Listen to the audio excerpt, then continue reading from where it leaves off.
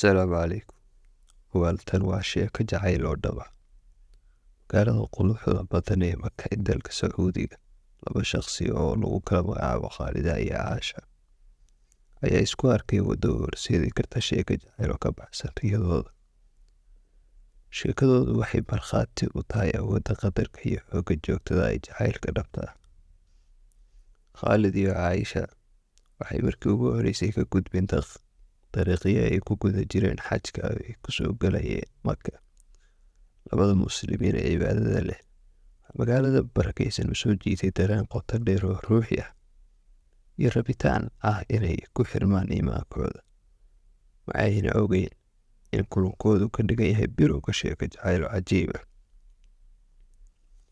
Waqtigii ay Maka joogeen, Khaalid iyo Caasha waxay si joogto ah isugu arkeen goobo isku mid ah, iyagoo ka qayb galaya shirar diimeed oo ka qayb qaadanayeen doodaha ku saabsan islaamka iyo waxbarashadeeda. Waxay dareemeen xidhiidh degdeg ah, sida haddii ay naftoodu isku aqoonsatay noloshii hore. Sheekadoodu waxay ku socotaa dadaal la'aan, waxayna daah ka rogeen dareen ujeeddo iyo qiyam ah oo la wadaago.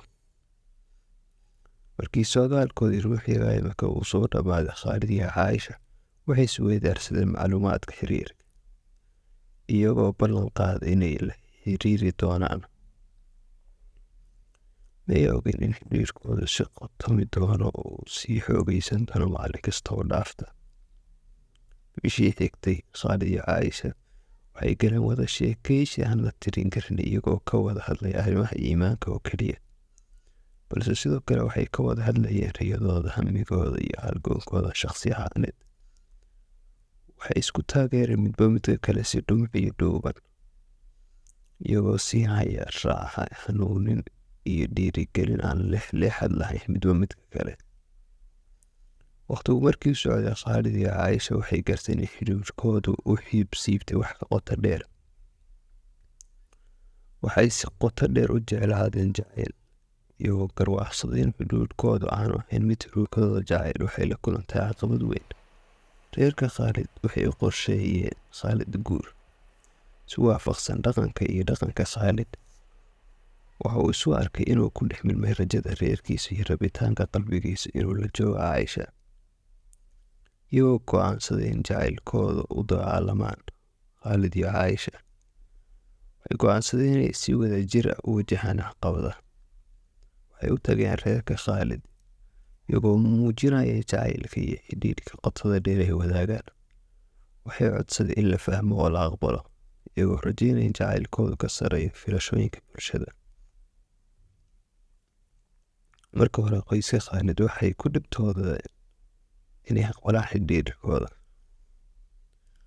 Waxay u kala tabqaadeen jacaylka ay u qabaan Khaalid iyo dhaqankii ay ku jeclaayeen. Si kastaba ha ahaatee, markii ay goobjoog ka ahaayeen jacaylka dhabta ee Khaalid iyo Caasha wadaagaan, waxay bilaabeen inay ka soo dabcaan mowqifkooda.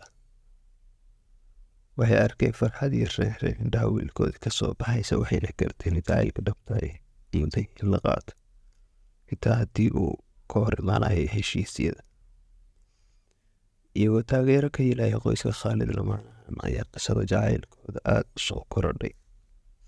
Khaalid iyo Caasha waxay ku aqal galeen xaflad aad u qiimo badan oo ay ku hareeraysan yihiin dad ay jeclaayeen oo u riyaaqay qotada dheer jacaylkooda.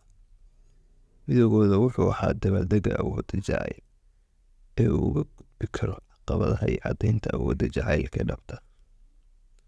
Sannadihii oo dhan, Khaalid iyo Caasha jacaylkooda wuu sii socday oo wuu kobcay.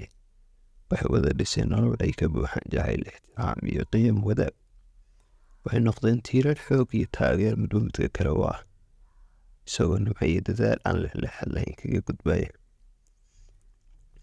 Sheekadan jacayl ee Khaalid iyo Caasha waxay u noqonaysaa dhiirigelin cid kasta oo la kulma caqabado dhanka bulshada ah iyo dhanka ehelkooda.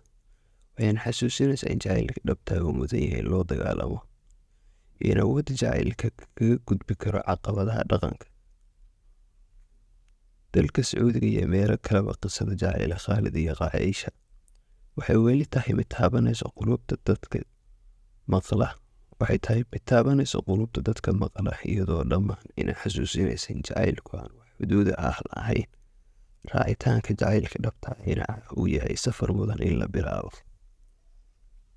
Waxaan rajeynayaa inaa ku nasateen qisadatan cajiibka asxaabi. Waxaan rajeynayaa inaa soo badin doono insha allah. Waxaan rajeynayaa khayr, baraka iyo waqti wanaagsan.